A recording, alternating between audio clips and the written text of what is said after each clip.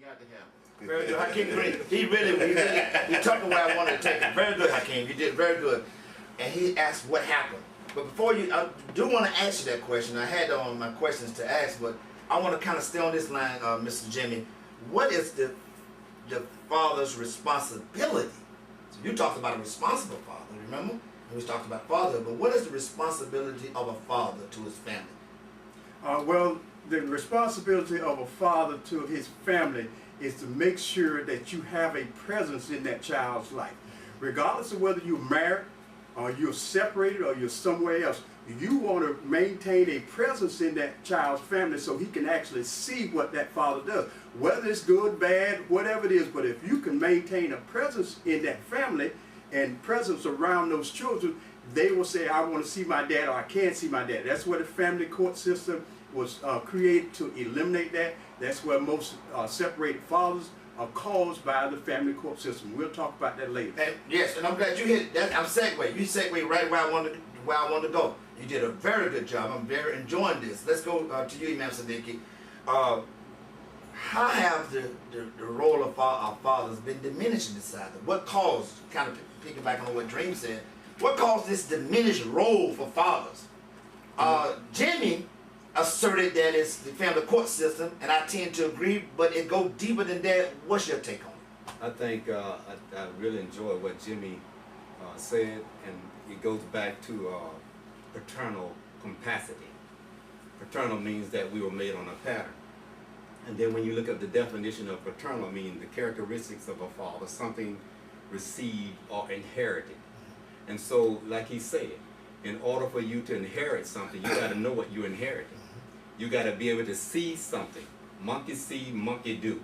So the kids of the day don't see that family where the father's there in the African American community, where the father's there, and he's demonstrating this good character. He's demonstrating this care. He's demonstrating that fatherhood in a manner where it's conducive for the growth of the family. It's conducive for the growth of the community. And so, because there's no man at home, we see everybody coming into our community playing all kind of games, doing all kind of things, and there's no man there to check them. Think about that.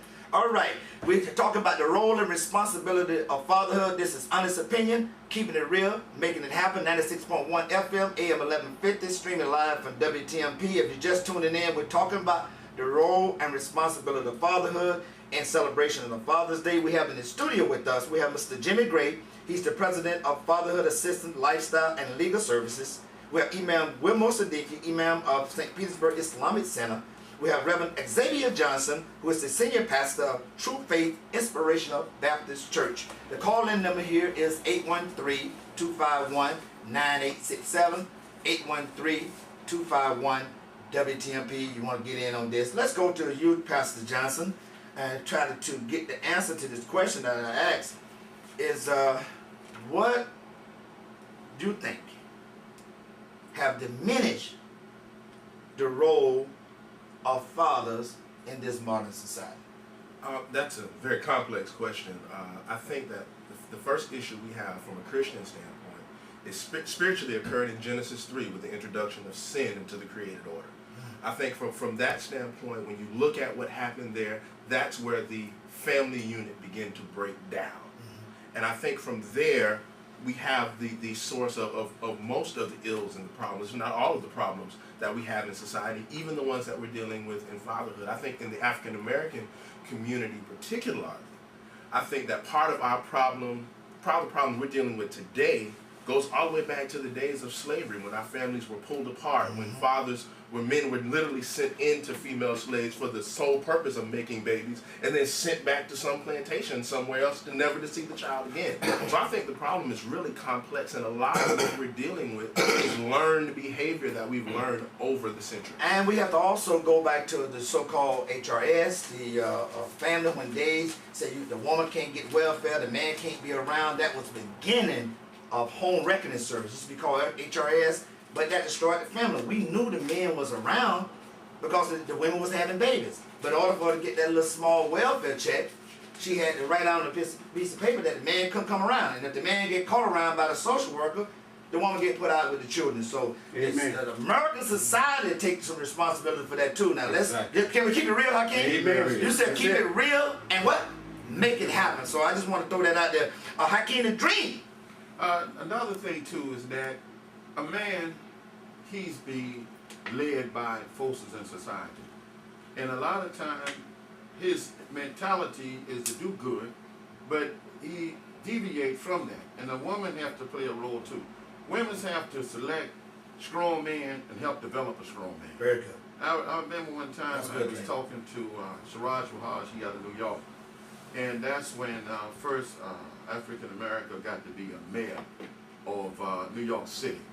David Dinkins, if y'all can remember, I think that was his name. And he invited some brothers over, and he, you know, sitting back in this nice, beautiful apartment at that time, and he was saying that to his wife to bring some tea and everything. And so when she get ready to leave, he made a statement to her, said, "Look, ain't you happy that you didn't marry that carpenter, that you married me, now I'm the mayor of New York City and everything?" She said, "If I had married the carpenter, he would have been the mayor of New York City." Leave it that dream. When you say something, let's say this to you, Ellie. When you say something that powerful, you gotta walk away. walk over here, throw your hands up. That is very beautiful because the woman do have a role, and the primary role of the woman in this relationship with the children have been in a nurturing role, and a nurturing process. That's been the role of the mother to nurture the child, because every great leader, Martin Luther King, he had a mama. Minister Malcolm X, he had a mama. Marcus Garvey had a mama. The first teacher of all human beings, Yes, God, the mother. is the mother. So the mother have a role, but the question to you, Mr. Jimmy, should the father be involved in the nurturing process as well as a maintainer, protector, and provider? In addition to giving the money, should he also nurture the girl and the boy? Right. My father was 87 years old in March, and one of the main things that I always remembered as a kid was my father carried me. My mother did not carry me. Someone had to pick me up. My father picked me up till I learned to walk. Then he made me walk. If I had to be picked up, he would pick me up. So the falls, today we're having a fatherhood in the park on Main and Albany. We are trying to teach responsible fatherhood so men can learn the legal system to learn how to reconnect to their children. The court system will prevent a lot of men. You can't even go around the children, but there are ways, and we try to maneuver through the family court system so young individuals can find out how to reconnect with their children through visitation, child visitation. But you need to be able to pick up your child as a man. Very good. He is right on the head. Hey, man, Sadiq, let's go to you. What you think happened is kind of going back to the other question, that we got to get men. Hakeem gave these startling stats. I mean, 70% of all juveniles in the state system have no father. 71% of pregnant teenagers lack a father. 90% of runaway children don't have no father in the home. 85% of the children who exhibit bad behavior in school and the home don't have a father. What happened to us? And those stats are national stats. Just kind of double them for African American community. What happened why fathers can't step up to the plate other than what we already talked about? Well, you have to look at it like this too, that the father role has been diminished big time by the government. You know, when you have drug crimes, and it's statistically proven that whites smoke just as much dope as blacks, but yet 80% of the people that are arrested are African American. I teach in the prisons on Mondays and Fridays, and most of the males there are less than 30 years old. They're in their 20s and some are in their high teens. And it's appalling, really, to see the rate or the percentage of African American males that are in jail. And the thing about it is that when they get out of jail, when they go to jail, they lose their civil rights, their civil liberties. They can't vote, they can't do these other things. So when they come to me for counseling or whatever, and I try to help them to get back into the mainstream of life, they can't find a job. They want to get married, but they can't get married because they can't support a family. So there are legal entities in this where we have to get to a point where we get the rights back, where these brothers can get a job, where these brothers can get back into the mainstream of life. Very good. He hit it right on the head, and I'm telling you, you said something that was very key that I want to touch on, and that was the fact that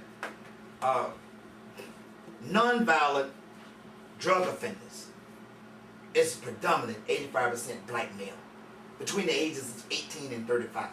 When the stats proved out that Caucasian and non-African American are using more of the drugs, but our community, especially the black male, talking about fatherhood, talking about leadership, the black male is taking the brunt of the incarceration.